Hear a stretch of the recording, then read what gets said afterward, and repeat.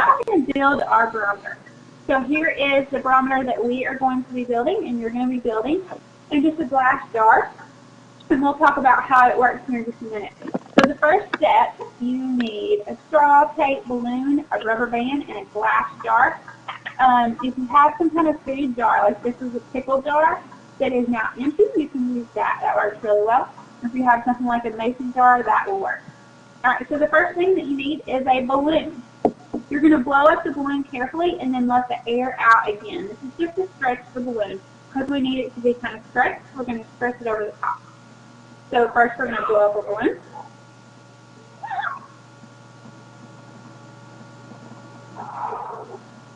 All right, and then we're going to let it out. All right, and now we have a stretched out balloon. So now we're going to cut the balloon in half and discard this piece with the neck on it. So you just want to cut that neck of the balloon off. Make sure that you still have enough of your balloon left to stretch over the jar.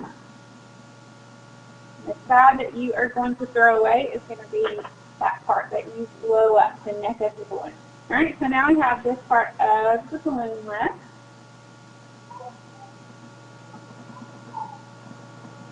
Okay. Step 3, take the remaining piece of the balloon and stretch it across the glass or jar, and we're going to keep it stretched firmly across to seal it down. So now I'm going to stretch this over the jar. I'm going to move my webcam so that you can see that, which I didn't think about doing until just now. So let me move these papers off my desk so that I can show you that. All right, just give me 1 second here. All right, so you guys see my desk now? Give me a smiley face if you guys can still see. Still with me. All right, good deal. All right, so now we are on to step 3. We're going to take this balloon and we are going to stretch it over the top. We want to make sure that it is airtight, that there is no gaps between the balloon and the glass. So just make sure you get a good tight fill here. All right, so that works well. And then you want to put, this one actually stretched pretty well.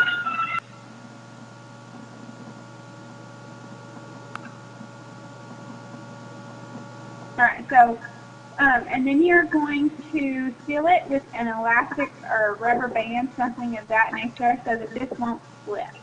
So I'm just going to put a rubber band around there, making sure that this doesn't slip, and that this seal is nice and tight. All right, so we have that done. Our next step is to take the straw to the balloon lid.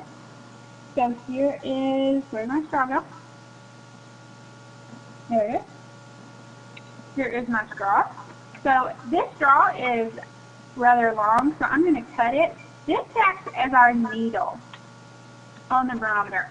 We're just going to trim the straw so that it's not too long, but we want enough hanging off of the straw that it's going to give us a good reading. Because what's going to happen is when the air pressure pushes down on our jar, our needle is going to rise.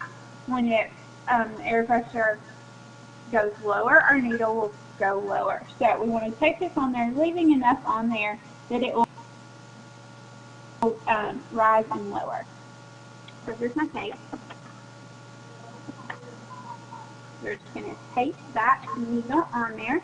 You can even put a toothpick on there so that you get more of an accurate reading.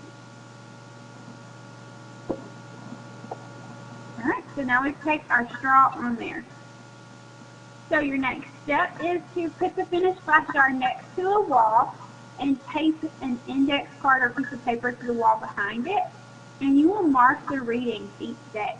So if there's a piece of paper sitting behind it, you will then mark where this is. If the air pressure goes up and your needle goes up, then you'll mark that on your piece of paper. If it goes down, then you'll mark that on your piece of paper. So that is how you record your air pressure with your handy barometer here. So you'll mark the current position of the straw, and you want to mark the date. So mark the current position, Arrange the paper so that there is room both above it and below it so that when it moves either up or down, you can record that. Then you want to check the straw regularly and keep marking its location on the paper for a few days. You want to add notes that tell you what the weather is like. For example, so I'll mark my air pressure and then I'll tell, is it windy, is it sunny, is it rainy? So tell what the weather is like as you record all of that data. Record your findings on something like this. You want to record it for 7 days. And so you're going to record the date and time. You want to try to do it at about the same time each day. So you record the date, the time that you did your reading, the height of the toothpick or the straw, and the current weather conditions. And you'll do that for 10 days.